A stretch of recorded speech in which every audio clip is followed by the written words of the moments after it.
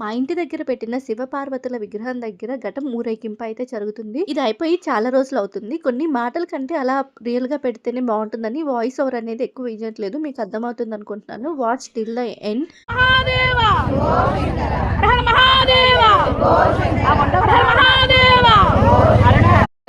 జై మాతా జై మాతా జై మాతా శివపార్వతుల విగ్రహం దగ్గర 9 బోనాలు వెలిగించి 9 బోనాలని ఘటం ఉన్న దగ్గరకైతే తీసుకుని వెళ్తున్నారు. శివాయ